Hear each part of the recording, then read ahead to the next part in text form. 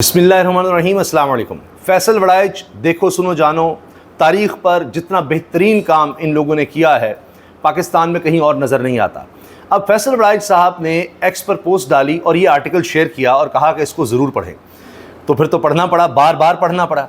अब ये आर्टिकल है कामरान बुखारी का, Pakistan crucial role in China's military strategy. बड़ा दिलचस्प ये आर्टिकल है, वक्त मिले तो आप इसको ज़रूर पढ़ें।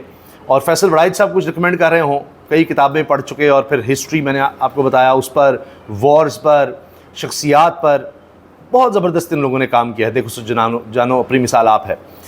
CSS करने वाले बच्चे अक्सर मुझे मिलते हैं और वो कहते हैं जी हम वहाँ से बहुत ज़्यादा देखते हैं, नोट्स बनाते हैं इन चीज़ों के। तो अब जनाब इस आर्टिकल में बेसिक चीज़ जो है वो ये है कि पाकिस्तान ने चाइना को भी सरप्राइज़ किया है। पाकिस्तान का बेहतरीन दोस्त चाइना अभी पाक भारत जंग में नज़र आया। चाइनीज़ PL-15 मिज़ाइल, J-10C जहाज़ बहुत अहम रहे। मगर पाकिस्तान ने सरप्राइज़ किस तरह किया है? सरप्राइज़ इस तरह किया है, इसमें तफसील है, वो उस पर मैं आता हूँ कि चीन ने भी ये चीज़ें टेस्ट नहीं की हुई थी, यानी वॉर में टेस्टेड नहीं थी, क्योंकि चीन की कोई जंग ही नहीं हुई, दहाइयों से कोई जंग चीन ने नहीं लड़ी। तो जंग में ये पहली दफ़ा इस तरह से ये चीज़ें इस्तेमाल हुई और उन्होंने अपनी धाक बिठाई। इससे पहले चाइना के कई इक्विपमेंट उस मेयार पर नज़र नहीं आए और कुछ जगहों से शिकायत भी आई। तो पता ही चलता है कि ह्यूमन रिसोर्स, जो इंसानी महारत है, वो चीन से भी ज़्यादा पाकिस्तान के पास है। फिर कई जहाज़ों में मॉडिफिकेशंस इस तरह की हैं पाकिस्तान एयरफोर्स कॉम्प्लेक्स ने, कि उसने कमाल कर दिया है, चाइनीज़ इक्विपमेंट को मज़ीद बेहतर किया है। तो अब चाइना के लिए ये इतना आसान नहीं है कि वो यानी यही इक्विपमेंट बड़ा ज़बरदस्त या इससे लेटेस्ट इक्विपमेंट कि अभी कह सके कि मैंने अमेरिका को चैलेंज कर दिया है। वजह यह है कि वहाँ पर फिर चाइना अमेरिका के अगेंस्ट होगा और वो ह्यूमन रिसोर्स, वो मैन पावर, फिर उसके अलावा ये कि टेस्टेड चीज़ें वो सब किस तरह से होंगी। तो ये बड़ा दिलचस्प है कि पाकिस्तान ने चाइना को हैरान किया है, मगर इसका मतलब ये नहीं कि चाइना अब चाइनीज़ इक्विपमेंट इस्तेमाल हुआ है तो चाइना ने जनाब अमेरिका को पीछे छोड़ दिया, नहीं। ये पाक भारत जंग थी और उसमें पाकिस्तान की महारत काम आई, और वरना तो ये कभी टेस्ट ही ना होते। इसी तरह से इसमें लिखा है कि तमाम बड़े इदारे, western prominent outlets, AFP, BBC, New York times, उन सब ने कहा कि जी पाकिस्तान ने ये जहाज़ गिराए, 3 फ्रेंच राफेल तैयारे थे, फिर रशियन MiG-29 सुखोई 30 और ये चाइनीज़ J-10C ने ये कमाल दिखाया। PL-15 जो लॉन्ग रेंज मिज़ाइल था उसका इस्तेमाल हुआ और ये चीज़ें फैसला कुन थी। इसके अलावा अगर इंडिया पाकिस्तान पर इस तरह हमला ना करता तो ये चीज़ें कभी टेस्ट ही ना होती। तो इसमें चीन को ये बहुत ज़्यादा फ़ायदा हो गया। फिर ये बात कि चाइना के हवाले से वो देखें कि चाइना ताइवान के इर्द गिर्द या जो उसको समंदरों में चैलेंज मिलता है अमेरिका और उसकी इत्तेहादियों की तरफ से, उसके लिए वहाँ बहुत ज़्यादा वो मशक़ें 2021 से कर रहा है, उस पर भी ये दबाव है।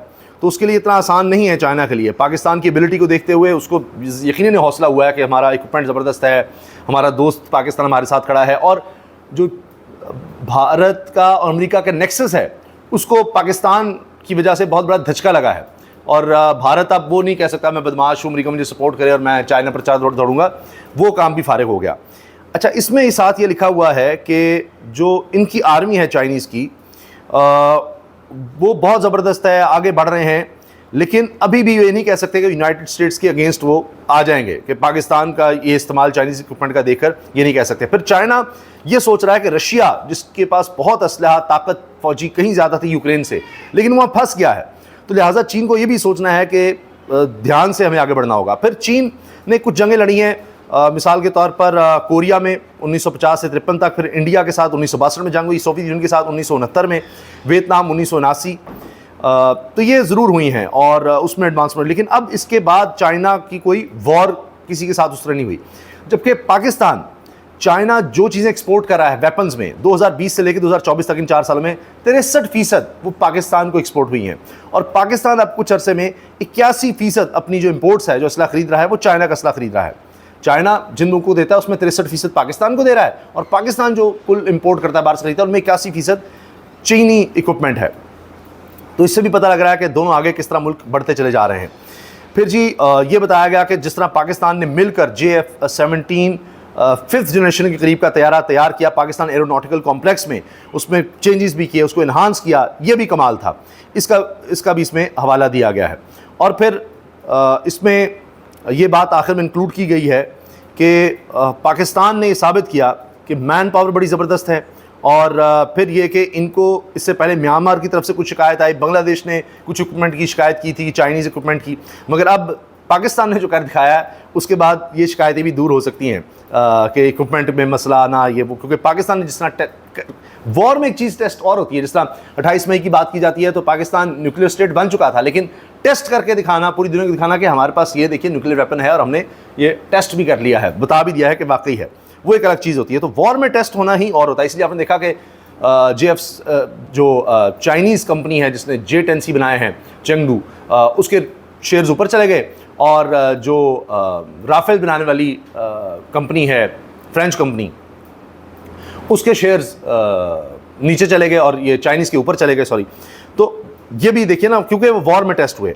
अच्छा, इसके साथ साथ जी अब चाइना क्या अपना गोल हासिल कर सका? ये तो हो गया कि धाक बैठ गई पाकिस्तान की वजह से, चाइनीज़ इक्विपमेंट की भी, चाइना को भी हौसला हो गया, ये सब कुछ हुआ।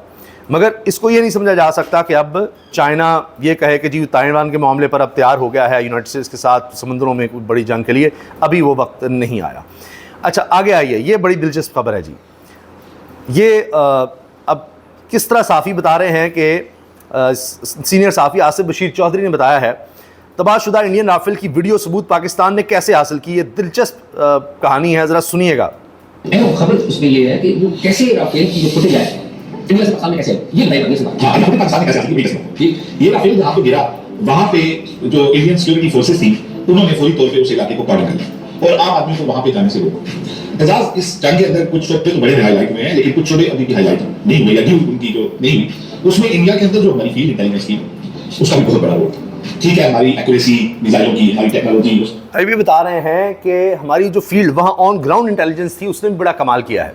जब राफेल गिरा तो कॉर्डन ऑफ कर दिया गया इलाके को, वहाँ भारतीय फोर्सेस थी, तो उनमें से किसी एक एहलकार के पास फुटेज थी उसकी राफेल गिरने की और उसके गिरे हुए राफेल की।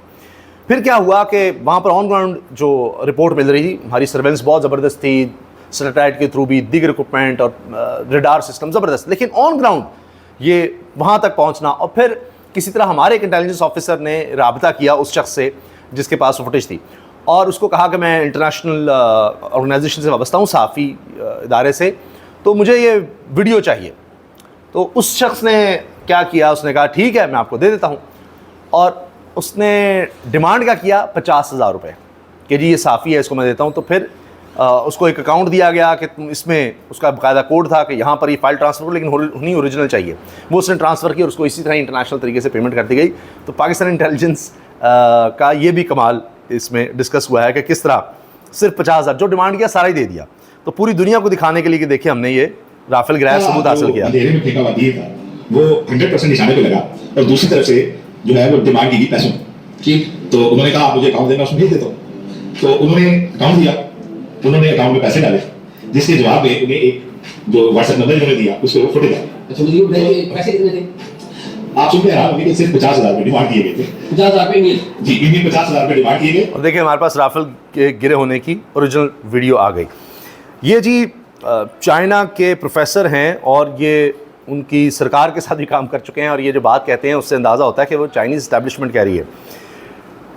ये चाइना के बहुत ज़बरदस्त एक्सपोर्ट हैं, और विक्टर गाओ, ये इन्होंने जो बातें की हैं, जनरल बख्शी बड़ा बोलते हैं, उनको चुप करा दिया। उन्होंने कहा एक तो ताइवान सदियों से हिस्सा रहा और दीगर इलाके जो आप क्लेम करते हैं कि भारत के हैं वो चाइना के हिस्सा थे। दूसरा उन्होंने कहा कि आप सोच भी कैसे सकते हैं, ये कहते हैं जी ये चाइना ने साथ दे दिया पाकिस्तान का और ये हो गया वो हो गया, आपको कोई सरप्राइज़ मिल गया। तो ये आपने सोचा भी कैसे? हमारा कोई 2025 का साथ नहीं है पाकिस्तान के साथ, दिहाइयों का साथ है, और हम हर तरह से हर सतह पर पाकिस्तान के साथ खड़े हैं। आप सोचिएगा भी नहीं कि किसी तरह से कोई दरार डाल सकती है, हम दूर हो सकते हैं, सवाल ही पैदा नहीं होता। और जहाँ तक दहशतगर्दी की बात है तो कहा जी दहशतगर्दी के ख़िलाफ़ हम हैं, लेकिन ये नहीं हो सकता कि आप दहशतगर्दी का कहकर और ख़ुद से ही किसी मुल्क पर चढ़ दौड़े, ये हम नहीं होने देंगे। और पाकिस्तान की इलाक़ाई सालमियत, सिक्योरिटी, ख़ुद मुख्तारी, उसके साथ हम बिल्कुल एक हैं। चाइना और पाकिस्तान एक हैं, भूल जाइएगा कि आप किसी भी तरह समझेंगे कि कोई दरार डाल सकती है, कुछ इस तरह की बात हो सकती है। तो आप ये बात भी कैसे सकते हैं कि सरप्राइज़ हो गया कि चाइना ने ये क्या कर दिया या इक्विपमेंट आ गया, फलां आ गया। ये आपको सरप्राइज़ नहीं होना चाहिए। मैं आपको बता रहा हूँ कि इसमें तो सोचिएगा भी नहीं कि हम कोई पीछे हटेंगे, चाइना को पीछे हटेगा। चीन किसी मुल्क को पाकिस्तान की सरहदों या खुद मुख्तारी को पामाल करने की इजाज़त ही नहीं देगा, सवाल ही पैदा नहीं होता। तो पाकिस्तान के साथ हर तरह से डट के खड़े होंगे। फिर चीन अगले माह पाकिस्तान को 3.7 अरब डॉलर कर्ज देगा, यानी रोल ओवर है शायद कि जी जो कर्ज वापस होना था वो भी नहीं लिया जा रहा। फिर अमरीकी टैरिफ वॉर, आसियान, चीन और खलीजी ममालिक मुश्तरका राहमल के लिए इकट्ठे हो गए हैं। तो यहाँ भी माशी सतह पर भी आप देखिए अमेरिका को टफ टाइम दिया जा रहा है। इजाज़त दीजिए, अल्लाह हाफ़िज़।